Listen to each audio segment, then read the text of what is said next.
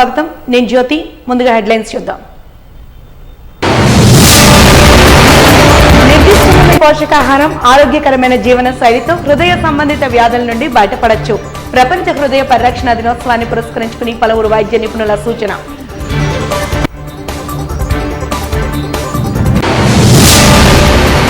విశాఖ ఉక్కును శైలిలో విలీనం చేసేందుకు విద్యార్థి లోకం తరలి రావాలి. ఎస్ఎఫ్ఐ ఆధ్వర్యంలో నిర్వహించిన విద్యార్థి మేధ మదనం రౌండ్ టేబుల్ సమావేశంలో పలువురు వక్తల పిలుపు.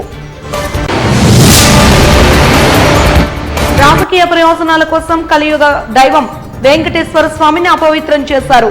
మాజీ మంత్రి గుడివాడ అమర్నాథ్ విమర్శ.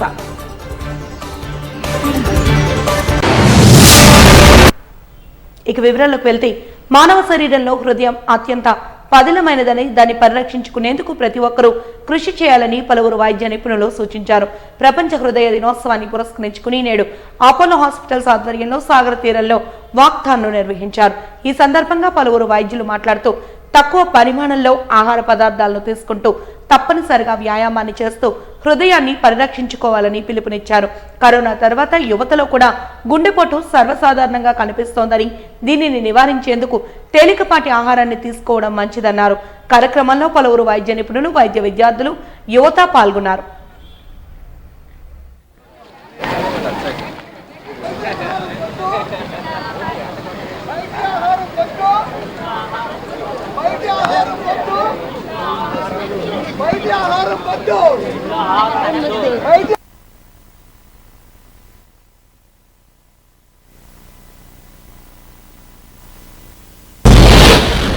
వాడే దీనికంటే బయట ఫుడ్స్ అవాయిడ్ చేయడం, ఇది కాకుండా మన ఫిజికల్ యాక్టివిటీకి ఫిజికల్ ఎక్సర్సైజ్ ఎలాగో మెంటల్ యాక్టివిటీకి కూడా యోగా కానీ మెడిటేషన్ కానీ ఒక 10-15 మినిట్స్ పర్ డే కూడా అది కూడా చాలా ఇంపార్టెంట్. సో ఈ 3 విషయాలు మేము మీడియా ద్వారా ప్రజలకు తెలియజేయాలనుకుంటున్నాం వరల్డ్ హార్ట్ డే సందర్భంగా. Thank you. Today is World Heart Day, and on behalf of Apollo Hospital, I welcome and congratulate everybody, those who have taken and participated in this long walk. The purpose of the World Heart Day today is use your heart in action. It means even if we know certain things to prevent heart disease, still you are not able to do practice. As you are aware that out of the 140 crores Indian population, 65% of the population are young, means they are less than 45 years of age. And increasingly after COVID epidemic, we used to see a lot of heart attacks in young which are less than 45 years of age. So to prevent this kind of menace and kind of a tsunami, we need to take real strong steps and put into action to prevent this heart disease. And most important being on brief, first is eat less and walk more. Be aware of your diet, what you are eating. And typically in India now the food stops, the typical Indian kitchen has shifted from the home to the departmental stores. So we are purchasing more of a processed food which are really bad. So we must take care of the diet first and take a lot of fruits, vegetables. I'm not emphasizing that we should be pure vegetarian, but limited quantity of non-vegetarian also diet is extremely good. The oil what we should use should be a combination of a group A oil which I put as a sunflower and safflower, and group B oil which I put as a gingerly, mustard or groundnut oil. We can have half and half of this. And most also is sugars and carbohydrates. Carbohydrate means I put and talk to my patient always. They try to avoid all whites except egg white and milk. I think this has to be really stopped. It is not only oil, it is also the carbohydrate, which is refined carbohydrate and sugars, which are really bad. It is better to take a wholesome fruits rather than taking a canned food of the store from the departmental store and drink it. So these are the things we should take care of from our diet, and we must walk. Eat less and walk more. Eat less and walk more, and we must walk every day. Do some physical kind of activity, because nowadays the physical. ప్రపంచంలోని అత్యంత అరుదైన పురస్కారం Mahatma Gandhi cancer హాస్పిటల్కు లభించిందని managing director Muralikrishna ఊనం తెలిపారు. ఈ మేరకు నగరంలోని ఓ ప్రముఖ హోటల్లో నిర్వహించిన విలేకరుల సమావేశంలో ఆయన మాట్లాడుతూ క్లోజ్ కేర్ గ్యాప్ అనే నినాదంతో యుఐసిసి యూనియన్ ఇంటర్నేషనల్ క్యాన్సర్ కంట్రోల్ పిలుపు మేరకు విశాఖలోని Mahatma Gandhi cancer hospital and research institute నిర్వహించిన అవగాహన కార్యక్రమం అత్యుత్తమ ఫలితాలనివ్వడం తమకెంతో ఆనందాన్నిస్తోందన్నారు. తాము సాధించిన అతి గొప్ప విజయంగా ఆయన పేర్కొన్నారు. ప్రపంచ క్యాన్సర్ దినోత్సవం 2024 అవగాహన కార్యక్రమంలో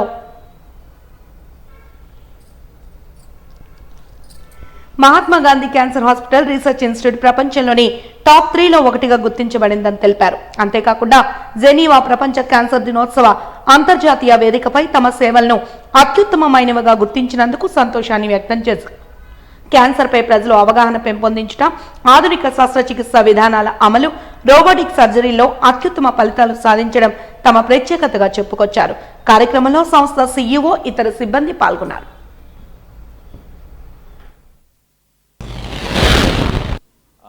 ప్రపంచవ్యాప్తంగా క్యాన్సర్ అన్నది నెంబర్స్ గ్రాడ్యువల్గా పెరుగుతూ ఉండటంతో కొద్ది సంవత్సరాల్లోనే క్యాన్సర్ అనేది మనిషి మరణానికి మొదటి కారణంగా మారే అవకాశం ఉంది. కాబట్టి గ్లోబల్గా ప్రపంచవ్యాప్తంగా అభివృద్ధి చెందిన దేశాలు, అభివృద్ధి చెందుతున్న దేశాలు, పేద దేశాలు అన్నిట్లో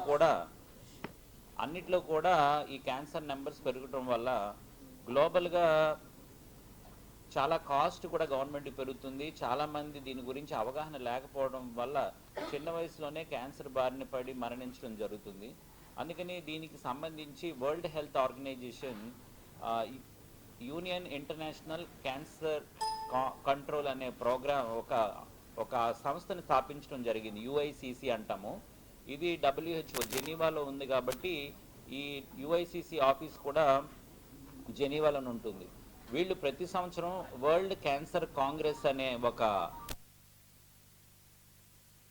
అనే కార్యక్రమాన్ని ప్రతి సంవత్సరం నిర్వహిస్తారు. దీంట్లో ముఖ్యంగా ఏంటంటే క్యాన్సర్ గురించి అవగాహన ప్రజల్లో కల్పించడం, క్యాన్సర్ని తొలి దశలో గుర్తించి మనుషుల ప్రాణాలను కాపాడడానికి ప్రపంచవ్యాప్తంగా ఉన్న గవర్నమెంట్స్ అందరికీ అడ్వకేట్ చేసి ఎటువంటి రీసోర్సెస్ ఇస్తే ప్రజలకి, పేదవాళ్ళకి క్యాన్సర్ తాలూకా చికిత్సలు కానీ టెస్టులు కానీ అందుబాటులో ఉంటాయనేది అడ్వకేట్ చేయటం అనేది ఈ వరల్డ్ క్యాన్సర్ కాంగ్రెస్ యుఐసిసి తాలూకా ముఖ్య ఉద్దేశం అన్నమాట. ఇందులో భాగంగా ప్రపంచంలో ఎన్నో క్యాన్సర్ సంస్థలు, తర్వాత స్వచ్ఛంద సంస్థలు కూడా ఈ యుఐసిసిలో మెంబర్స్గా ఉంటారన్నమాట. సో ప్రతి సంవత్సరం వాళ్ళు ఈ కార్యక్రమం కండక్ట్ చేసేటప్పుడు ఆ సంవత్సరం ప్రపంచంలో క్యాన్సర్ గురించి అవగాహన కలిగి భారతదేశంలో అవినీతిపై పోరాడేందుకు ప్రతి ఒక్కరూ సామాజిక బాధ్యతతో అధికారులకు సహకరించాలని Central Bank of India operation head A S పిలుపునిచ్చారు. విజిలెన్స్ వారోత్సవాన్ని పురస్కరించుకుని నేడు విశాఖ సాగర తీరంలో సిబిఐ ఆధ్వర్యంలో అవగాహన ర్యాలీని చేపట్టారు. ఈ సందర్భంగా ఏఎస్ఎన్ రావు మాట్లాడుతూ అవినీతి రహిత సమాజ నిర్మాణం కోసం ప్రతి ఒక్కరూ కృతనిశ్చయులై ఉండాలని కోరారు. సమాజంలో మారుమూల ఎక్కడ అవినీతి జరిగినా సంబంధిత అధికారులకు ధైర్యంగా ఫిర్యాదు చేయాలని కోరారు. అవినీతి రహిత సమాజాన్ని నెలకొల్పడానికి, భావి భారత భవితవ్యాన్ని పరిరక్షించడానికి ప్రతి ఒక్కరూ ఉద్యమంలా ముందుకు సాగాలని కోరారు. కార్యక్రమంలో బ్యాంక్ సిబ్బంది ఇతరులు పాల్గొన్నారు.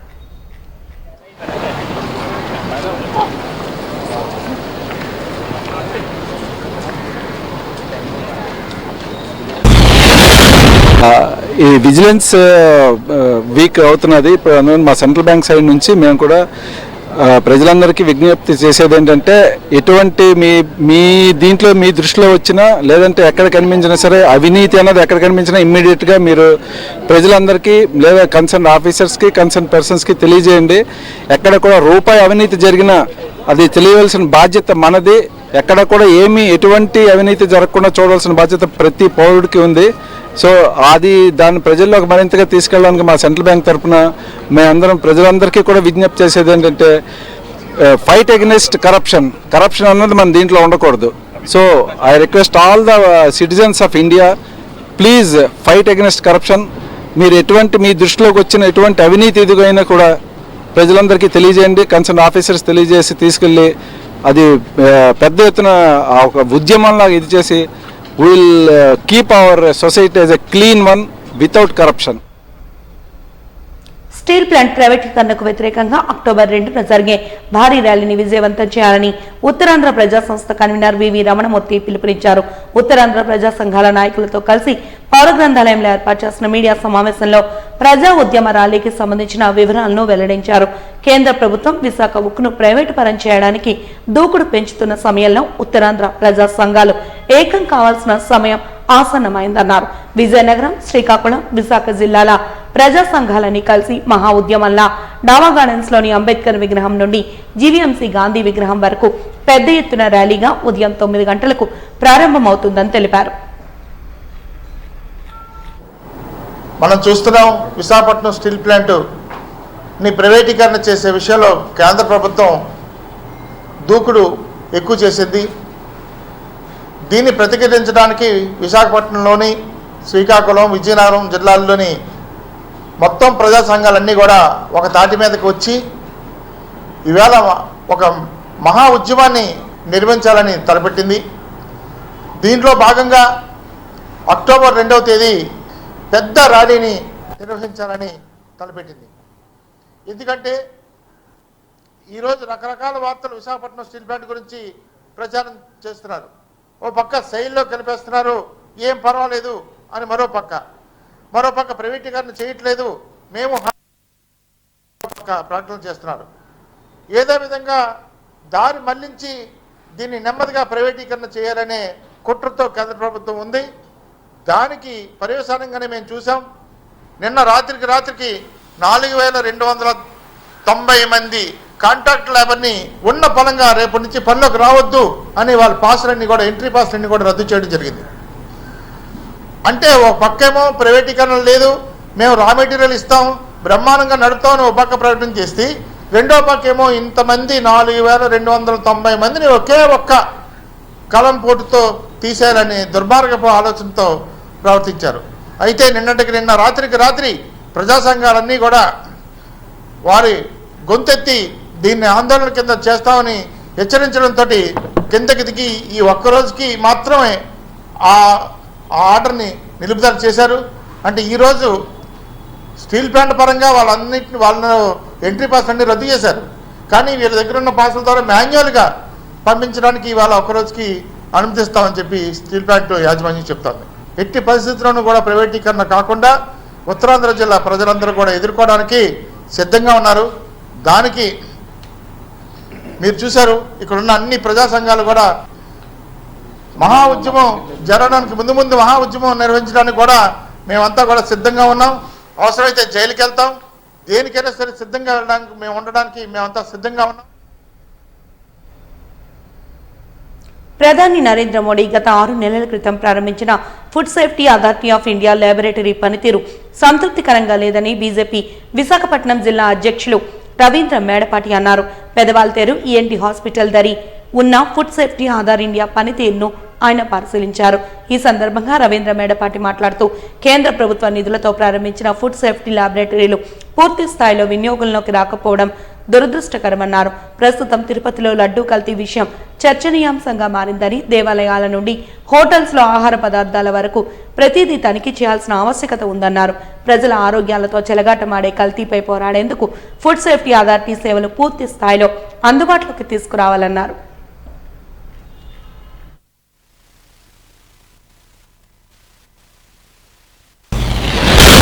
ఇటీవల తిరుమల తిరుపతి శ్రీవారి లడ్డు కల్తీ అవ్వడం అందరం గమనించాం.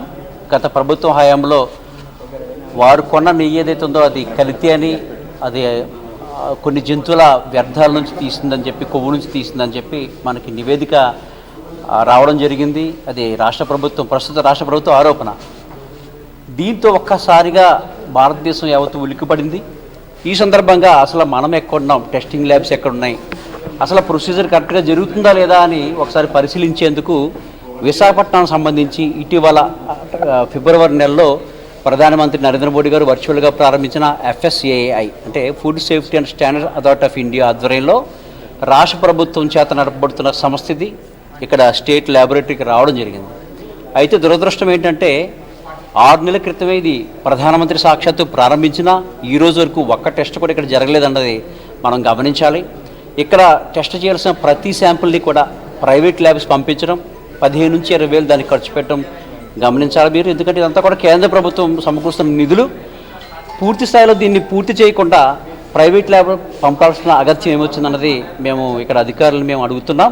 అయితే సంబంధించిన అధికారులు పూర్తిగా ఇక్కడ అందుబాటులో లేకపోవడం కొంత ఇన్ఫర్మేషనే మనకి రావడం జరిగింది.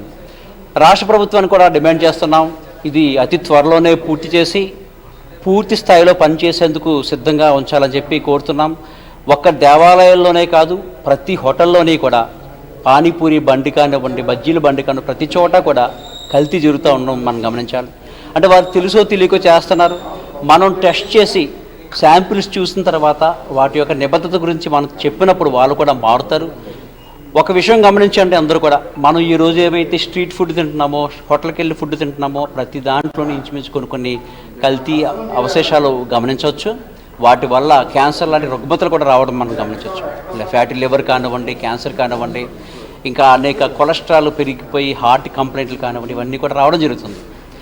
ఫ్రీక్వెంట్గా కానీ టెస్టులు జరుగుతాయి కనుక టెస్ట్లో నివేదిక కూడా తక్షణమే, అంటే వెంటనే ఆ రిపోర్ట్ వస్తే దానికి తగ్గ చర్యలు తీసుకొని వాళ్ళ సంబంధిత అధికారులు కఠిన నిర్ణయాలు తీసుకోవడం, పెనాల్టీలు వేయడం, లేదంటే వారి తాలూకా లైసెన్స్ రద్దు చేయడం, ఇలాంటివి చేస్తే ఈ కల్తీ తగ్గుతుంది. తద్వారా ప్రజలకి మెరుగైన ఆరోగ్యం చేకూరుతుందని చెప్పి ఈ సందర్భంగా మేము తెలియజేస్తూ రాష్ట్ర ప్రభుత్వాన్ని, కేంద్ర ప్రభుత్వాన్ని కూడా మేము మరొకసారి విజ్ఞప్తి చేస్తూ ఉన్నాం. మీరు చేయాల్సింది ఏదో పూర్తి స్థాయిలో చేసి ఇక్కడ పర్యవేక్షణకు కూడా ఇంకెవరినన్నా బయట నుంచి థర్డ్ పర్సన్ని. విశాఖ ఉక్కు పరిరక్షణకు విద్యార్థి లోకం తరలి రావాలని విశాఖ ఉక్కు పరిరక్షణ సమితి అధ్యక్షులు సిహెచ్ నరసింహారావు పిలుపునిచ్చారు. ఎస్ఎఫ్ఐ ఆధ్వర్యంలో స్టీల్ ప్లాంట్ సేల్ విలీనం చేయాలని విద్యార్థి మేధోమథన కార్యక్రమాన్ని ఏఈలోని టీఆర్ఎస్ సభ హాల్లో నిర్వహించారు. ఈ సందర్భంగా సిహెచ్ నరసింహారావు ప్రసంగిస్తూ స్టీల్ ప్లాంట్ స్థాపనకు అప్పటి యువత తమ ప్రాణాలను అర్పించారని గుర్తు చేశారు. నేటి ఉద్యమాలలో కీలక పాత్ర వహించేది యువత మాత్రమేనని తెలిపారు. భవిష్యత్తులో ఉపాధి కల్పన ప్రశ్నార్థకం కాకముందే యువత మేలుకొని ప్రైవేటు రంగానికి స్వస్తి పలకాలని పిలుపునిచ్చారు. కేంద్ర రాష్ట్ర ప్రభుత్వాలు విద్యా ఉపాధి అవకాశాలను ప్రైవేటు పరం చేసేందుకు పన్నుతున్న కుట్రలో భాగమే ఉక్కు ప్రైవేటీకరణ అంటూ తెలిపారు. విద్యార్థి లోకమంతా ఏకమై విశాఖ ఉక్కు పరిరక్షణకు ఉద్యమ బాట పట్టాలని పిలుపునిచ్చారు.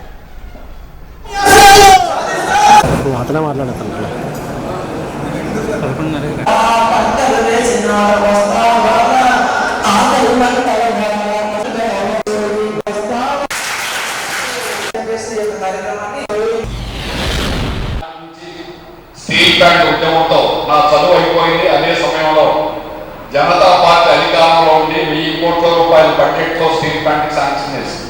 విజయ్ పట్నాయక్ అప్పుడు స్టీల్ మినిస్టర్. తర్వాత స్టీల్ నిర్మాణం ప్రారంభమైంది. ఆ నిర్మాణం అడుగడుగున 20,000 ఎకరాల్లో జరిగినటువంటి నిర్మాణం అడుగడుగున నాకు తెలుసు.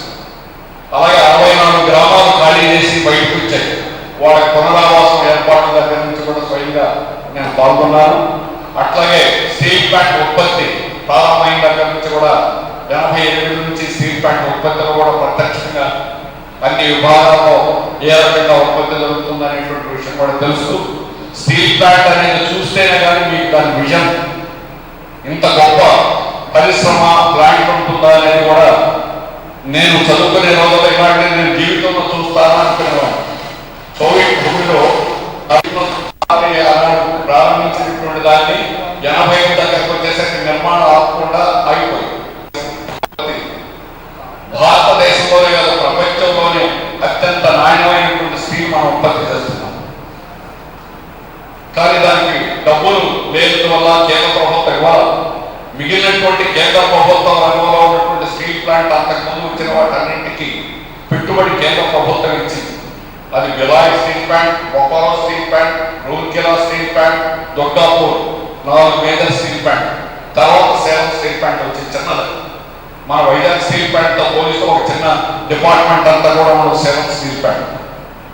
అటువంటి స్టీల్ ప్లాంట్ మిగిలిన వాటన్నింటికి పెట్టుబడి ఇచ్చారు. మన వైజాగ్ స్టీల్ ప్లాంట్ ఇవ్వాలి.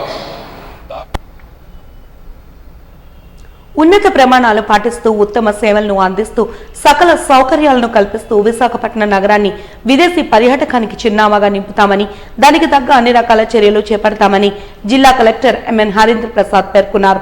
విఎంఆర్డీఏ సహకారంతో అతి త్వరలోనే సైన్స్ మ్యూజియం కూడా ప్రారంభించి అందుబాటులోకి తీసుకొస్తామని తెలిపారు. ప్రపంచ పర్యాటక దినోత్సవాన్ని పురస్కరించుకుని స్థానిక విఎంఆర్డీఏ చిల్డ్రన్స్ ఎరీనాలో జిల్లా యంత్రాంగం, టూరిజం శాఖ ఆధ్వర్యంలో వేడుకలు ఘనంగా జరిగాయి. జిల్లా కలెక్టర్, జాయింట్ కలెక్టర్, ఇతర ప్రముఖులు, విద్యార్థులు భాగస్వాములయ్యారు. వేడుకల్లో భాగంగా జిల్లా కలెక్టర్ మాట్లాడుతూ జిల్లాలో ఏళ్ల నాటి వారసత్వ పర్యాటక ప్రదేశాలు ఉన్నాయని వాటి గొప్పతనాన్ని భావితరాలకు తెలియజేయాల్సిన బాధ్యత అందరిపైన ఉందని పేర్కొన్నారు. విజ్ఞాన, వినోదాత్మక పర్యాటకం, విదేశీ పర్యాటక అభివృద్ధికి ఇక్కడ పుష్కలమైన అవకాశాలు ఉన్నాయని, ఆ మేరకు యంత్రాంగం తరపున చర్యలు తీసుకుంటామని ఉద్ఘాటించారు. పిల్లలకు చారిత్రక ప్రదేశాలను చూపించాలని, వాటి ప్రాశస్త్యాన్ని వివరించాలని కోరారు.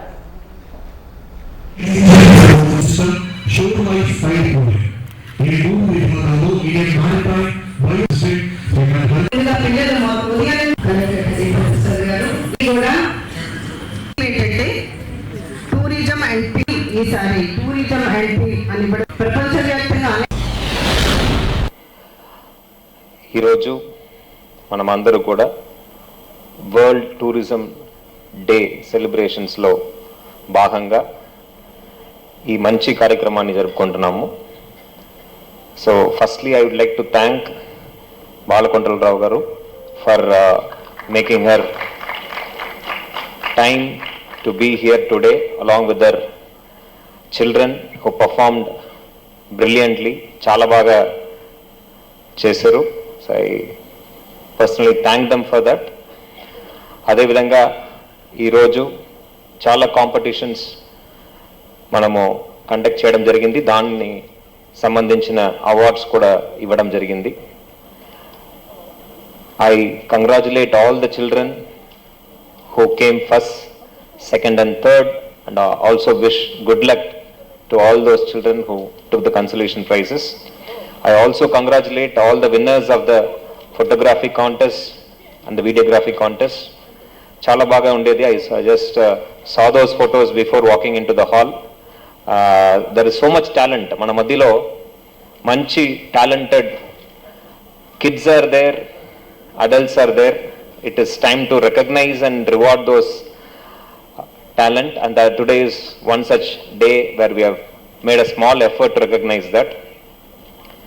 District Tourism Officer చెప్పినట్టు మన రాష్ట్రంలోనే టూరిజం అంటే మనకు గుర్తు వచ్చేది విశాఖపట్నమే. So Visakhapatnam it's a city of destiny in real terms, in terms of life achievements, and also a destination also. That is a destiny for people who are planning to go out. ఎక్కడైనా వెళ్ళాలి, మంచి ఒక లెషర్ ప్లేస్కి వెళ్ళాలి, లేకపోతే ఒక heritage ప్లేస్కి వెళ్ళాలంటే ఇటు నుంచి in the Coromandel Coast right from west Bengal till Tamil Nadu, the city that comes to everybody's mind is Visakhapatnam. And we as proud citizens of Visakhapatnam should celebrate the city. మనము ఈ సిటీని మన ఇల్లులాగా భావించాలి. ఈ సిటీలో ఉన్న tourism spots and locations and heritage సైట్స్ని మన ఇంట్లో ఉన్న దేవుడి గదిని ఎలా పెట్టుకుంటున్నామో ఆ విధంగా అంత శుభ్రంగా భావించాలని ఈ సందర్భంగా అందరినీ కోరుతున్నాను. ఎందుకంటే మనం టూరిజంని ఒక లెజర్గా మాత్రం, ఒక ఫ్రీ టైం యాక్టివిటీగా మాత్రం చూస్తున్నాం కాదు. There is so much that is behind, that is happening in the name of tourism. There is so much economic activity. There are cities that strive and live purely on tourism. We can also be that. We can create so much jobs out of tourism. We can drive the entire city's economy out of tourism because we have మన దగ్గర అంత మంచి locations ఉన్నాయి. be it natural locations. చాలా మంది చెప్పారు Goa beaches కన్నా మన బీచెస్ ఎంతో సుందరంగా, అందంగా ఉన్నాయని చాలా మంది చెప్పారు. అదేవిధంగా when it comes to heritage sites also, ఇప్పుడే జేసీ గారు చెప్పారు, మన దగ్గర ఉన్న తోట్లకొండ కావచ్చు, పావురాలకొండ కావచ్చు, ఇవన్నీ కూడా దాదాపు 2000-3000 ఏళ్ళ కన్నా చరిత్రలు ఉన్న sites, and of course some more sites are there which have gone to Anakapalli. So we should respect these locations, we should make efforts to save these locations and preserve these heritage sites for the future generations. We should lead a sustainable life such that these assets are taken care and రాజకీయ స్వలాభాల కోసం ముఖ్యమంత్రి చంద్రబాబు నాయుడు వెంకటేశ్వర స్వామి పేరును చెడగొట్టే విధంగా ఆరోపణలు చేస్తున్నారంటూ మాజీ మంత్రి గుడివాడ అమర్నాథ్ ఆరోపించారు.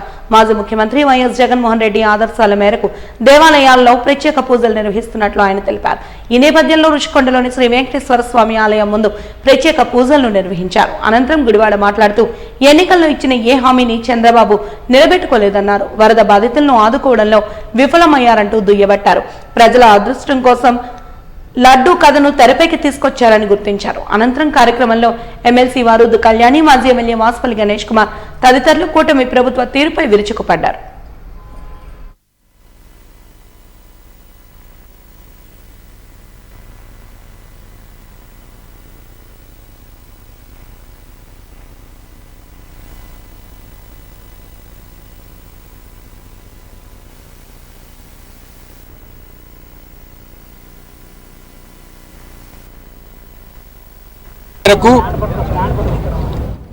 గడిచినటువంటి కొన్ని రోజులుగా వైఎస్ఆర్ కాంగ్రెస్ పార్టీ మీద ఆరోపణలు చేశారనేటువంటిది పక్కన పెడదాం. కానీ ప్రజలు, ముఖ్యంగా భక్తులు, హిందువుల తాలూకా మనోభావాలతో ఆటలాడుకున్నటువంటి ఈ ప్రభుత్వం తక్షణమే సిబిఐ ఎంక్వైరీకి డిమాండ్ చేయాలి. ఈరోజు వైఎస్ఆర్ కాంగ్రెస్ పార్టీ దేశవ్యాప్తంగా, ప్రపంచవ్యాప్తంగా ఉన్నటువంటి హిందువులందరూ కూడా సిబిఐ ఎంక్వైరీని డిమాండ్ చేస్తూ ఉన్నారు. మీరు చేసినటువంటి ఆరోపణలో వాస్తవం ఎంత, నిజం ఎంత, లేదా మీరు రాజకీయాలకు వాడుకున్నారా లేదా అనేటువంటిది బయట పెట్టాలి. మీరు వేసినటువంటి సిట్లతోనే, మీరు వేసినటువంటి కమిటీలతో ఎవరికి నమ్మకం లేదు. ఎందుకంటే గతంలో కూడా మేము కూడా ప్రభుత్వాల్లో ఉన్నాం. ఆ కమిటీలు ఏ రకంగా పనిచేస్తాయో, ఎవరి కింద పనిచేస్తాయో, ఎవరి కోసం పనిచేస్తాయో అనేటువంటిది మాకు తెలుసు. తప్పకుండా రానటువంటి కాలంలో దీనికి సంబంధించినటువంటి నిజాలు బయటపడాలంటే సిబిఐ ఎంక్వైరీ ఒకటే దీని నిజాలు బయట పెడతాయనేటువంటి నమ్మకం ఈరోజు రాష్ట్ర ప్రజల్లో, దేశ ప్రజల్లో, హిందువుల్లో, భక్తుల్లో ప్రతి ఒక్కరిలో ఉందనేటువంటిది మా తాలూకా వైఎస్ఆర్ కాంగ్రెస్ పార్టీ భావన. చివరికి నిన్న జగన్మోహన్ రెడ్డి గారు తిరుపతి వెళ్ళాలని చెప్పి నిర్ణయం తీసుకుంటే ఆయన మీద కూడా లేనిపోయినటువంటి ఆరోపణలు. చివరికి ఆయనతో తిరుపతికి వెళ్తామన్నటువంటి వారికి నోటీసులు, మీరు వెళ్ళడానికి వీల్లేదు, వెళ్తే అరెస్ట్ చేస్తామని చెప్పి నోటీసులు ఇచ్చినటువంటి సందర్భం గతంలో ఎప్పుడన్నా ఉందా? ప్రపంచంలోని అతిపెద్ద ప్రజాస్వామ్యం చెప్పుకునేటువంటి భారతదేశంలో, సెక్యులర్ దేశంలో ఎవరి తాలూకా మనోభావాలు, ఎవరి తాలూకా మతం, ఎవరి తాలూకా ఆలోచనలు వారికి ఉంటాయనేటువంటిది అందరికీ తెలిసినటువంటి ఈ దేశంలో గతంలో 5 సార్లు ముఖ్యమంత్రిగా ఇదే వెంకటేశ్వర స్వామికి పట్టు వస్త్రాలు పెట్టినటువంటి జగన్మోహన్ రెడ్డి గారు, గతంలో వారి తండ్రి రాజశేఖర రెడ్డి గారు ఆయనకు 5 సంవత్సరాలు పట్టు వస్త్రాలు పెట్టినటువంటి కుటుంబం చివరికి ఆయన్ని డిక్లరేషన్ ఇవ్వమని చెప్పి మీరు అడ్డుకునేటువంటి ప్రయత్నం చేస్తూ ఉన్నారు. చెప్పారు జగన్మోహన్ రెడ్డి గారు, చాలా క్లియర్గా చెప్పారు. నా మతం మానవత్వం అనేటువంటి మాట జగన్మోహన్ రెడ్డి గారు నిన్ననే చెప్పారు. వీటిని కూడా మీరు విమర్శించేటువంటి పరిస్థితికి వచ్చి ఈరోజు వాయిదా పడొచ్చేమో, మళ్ళీ జగన్మోహన్ రెడ్డి గారు తిరుపతి వెంకటేశ్వర స్వామిని దర్శించుకునేటువంటి దానికి వెళ్తారు. ఎవరు ఆపుతారో కూడా వైఎస్ఆర్ కాంగ్రెస్ పార్టీ చూస్తుంది అనేటువంటి విషయాన్ని కూడా ఈ సందర్భంగా తెలియజేస్తా ఉన్నా. కేవలం ఈరోజు రాష్ట్ర వ్యాప్తంగా కార్యక్రమాలు ఉన్నాయి, అనేక రకాలైనటువంటి ఇబ్బందులు సృష్టించేటువంటి ప్రయత్నం చేస్తారనేటువంటి ఒకే ఒక ఉద్దేశంతో ఒక అడుగు వెనక్కి వేశారు తప్ప జగన్మోహన్ రెడ్డి గారి తాలూకా ఆలోచన విధానం, ఆయన తాలూకా మనోభావాలు, ఆయనకున్నటువంటి భక్తి బహుశా ఎప్పుడు కూడా గతంలో చంద్రబాబు నాయుడు గారిని చూసాం. ఎక్కడన్నా శంకుస్థాపన చేస్తారంటే బూట్లు వేసుకుని కొడతాడు, కొబ్బరికాయలు బూట్లు వేసుకుని కొడతాడు, దేవుడు పట్టాలు బూట్లు వేసుకొని పట్టుకుంటారు. ఇవన్నీ మనం చూసాం. ఎవరికి భక్తి ఉందో, ఎవరికి భక్తి లేదో అనేటువంటిది అందరికీ తెలుసు. మేము ఎవరు కూడా నిరూపించుకోవాల్సినటువంటి అవసరం లేదు. లడ్డు వివాదంపై థర్డ్ పార్టీ విచారణ జరిపించాలని చంద్రబాబు ఎందుకు లేఖ రాయడం లేదని ఎమ్మెల్సీ బొత్స సత్యనారాయణ ప్రశ్నించారు. ఈ మేరకు పార్టీ కార్యాలయంలో నిర్వహించిన విలేకరుల సమావేశంలో బొత్స మాట్లాడుతూ చంద్రబాబు చేసింది తప్పు కాబట్టే హైకోర్టు, సుప్రీంకోర్టు, సిబిఐకి విచారణ జరిపించాలని లేఖ రాయలేకపోతున్నారని అన్నారు. సామాన్య భక్తులు ఇబ్బంది పడతారని తిరుపతి పర్యటనపై నిర్ణయం తీసుకున్నామన్నారు. స్టీల్ ప్లాంట్ లో 4,000 మంది కార్మికులను తొలగిస్తే దానికి సమాధానం చెప్పేవారే లేరని అన్నారు. ఎన్నికలకు ముందు స్టీల్ ప్లాంట్ కోసం ఏం చెప్పారని, నిత్యావసర వస్తువుల ధరలు ఆకాశాన్ని అంటుకుంటున్నా ప్రభుత్వం ఏం చేస్తోందని ప్రశ్నించారు. గత 4-5 రోజులుగా ముఖ్యమంత్రి స్వామి మీద ఆయన భక్తుల మనోభావాలకి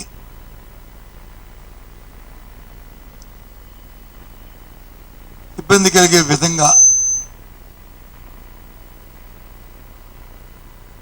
ఆలోచనలు రేకించే విధంగా సాక్షాత్తు ముఖ్యమంత్రిగా ఉన్న చంద్రబాబు నాయుడు గారి తాలూకా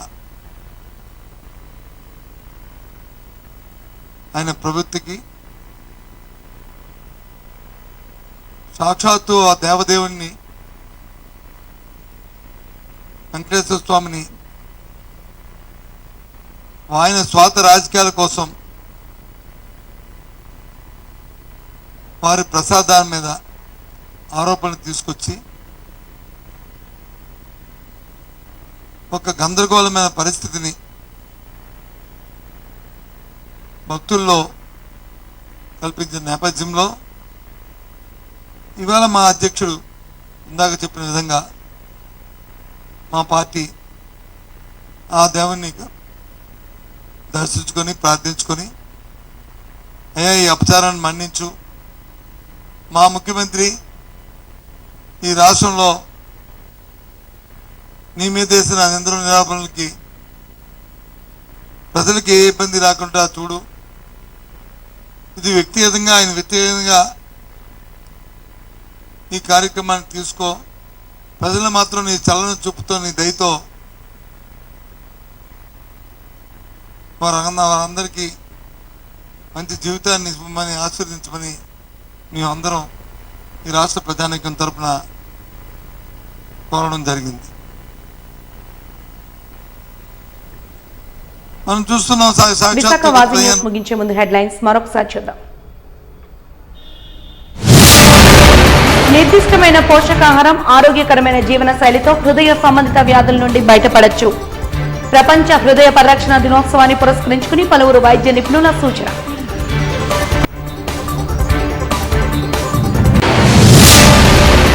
విశాఖ ఉక్కును సెయిల్లో విలీనం చేసేందుకు విద్యార్థులోకం తరలి రావాలి. ఎస్ఎఫ్ఐ ఆధ్వర్యంలో నిర్వహించిన విద్యార్థి మేధోమథన రౌండ్ టేబుల్ సమావేశంలో పలువురు వక్తల పిలుపు. రాజకీయ ప్రయోజనాల కోసం కలియుగ దైవం వెంకటేశ్వర స్వామిని అపవిత్రం చేశారు. మాజీ మంత్రి గుడివాడ అమర్నాథ్ విమర్శ.